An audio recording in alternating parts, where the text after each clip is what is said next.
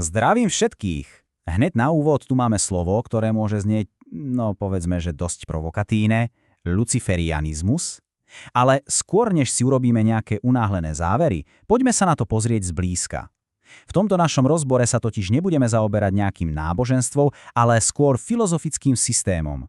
Systémom, ktorý je celý o sebapoznaní a o tzv. Práci s tieňom.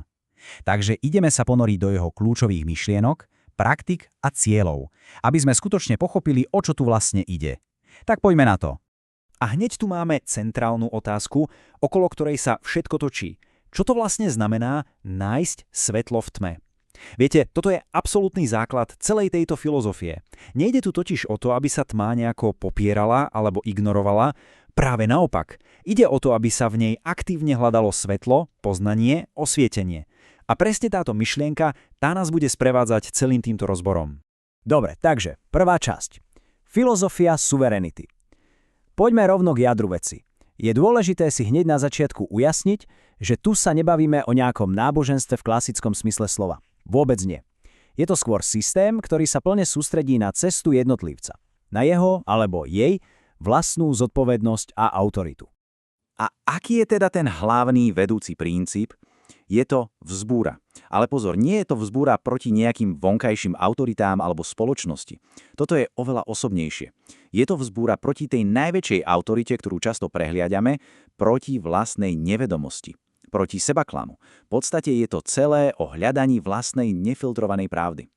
No a presne tu vstupuje do hry postava, alebo skôr symbol, Lucifera. A znova, je kľúčové pochopiť kontext. Tu sa Lucifer neberie ako nejaká bytosť, ktorá sa uctieva, vôbec nie. Je to archetyp. Doslovný preklad jeho mena je nositeľ svetla. A presne to symbolizuje. Svetlo poznania, tú intelektuálnu zvedavosť, ktorá nás poháňa vpred. Je to symbol odvahy. Odvahy pozrieť sa na veci bez príkras, presne také, aké sú. OK, takže teóriu by sme mali. A teraz sa dostávame k praxi. K tej najväčšej výzve, ktorá je s týmto spojená. A to je práca s tieňom. Toto je naozaj tá ústredná časť, ten proces, ktorým si hľadajúci musí prejsť. A čo si pod tým máme predstaviť? Čo to vlastne je tá práca s tieňom? No, v podstate je to proces, taká hĺbková psychologická inventúra. Je to o tom, že sa človek vedome rozhodne konfrontovať tie časti seba samého, ktoré bežne radšej strkáme pod koberec. Viete, naše strachy, potlačené túžby, slabosti, všetky tie veci, o ktorých neradi hovoríme, alebo si ich dokonca ani nechceme priznať, to je ten tieň. A prečo je to taká obrovská výzva? Myslím, že tento citát to vystihuje úplne dokonale. Je to náročné, lebo si to vyžaduje pozrieť sa do očí tým najnepríjemnejším pravdám o sebe. A to všetko bez toho upokojujúceho svetla sebaklamu.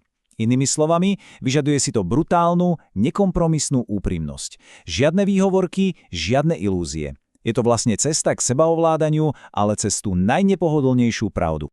Takže ako sa dá v niečom takomto náročnom vôbec orientovať? Ako v tom človek nezablúdi?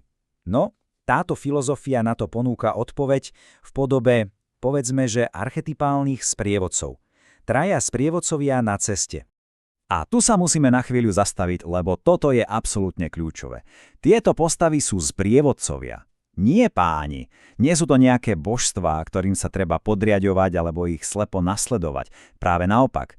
Celé je to opäť o tej individuálnej suverenite. Hľadajúci si musí vždy, ale naozaj vždy, zvoliť vlastnú cestu. Konečné slovo a plná zodpovednosť zostávajú na ňom, respektíve na nej. Poďme sa teda pozrieť na túto trojicu bližšie. Máme tu troch hlavných sprievodcov a každý má úplne inú úlohu. Takže Lucifer, ako už vieme, je ten nositeľ svetla, symbol intelektu, poznania, jasnosti. Potom je tu Nyx, prvotná bohyňa noci.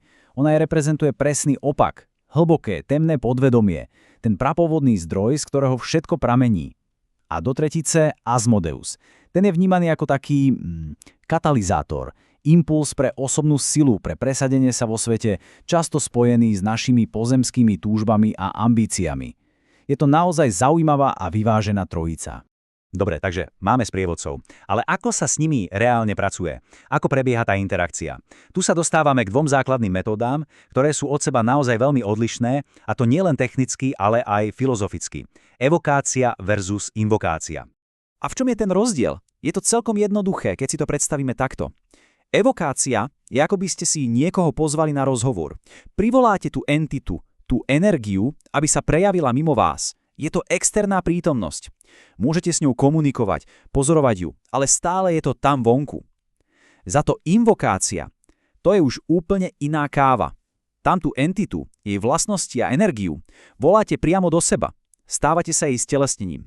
Je to oveľa hĺbší záväzok a omnoho intenzívnejší proces.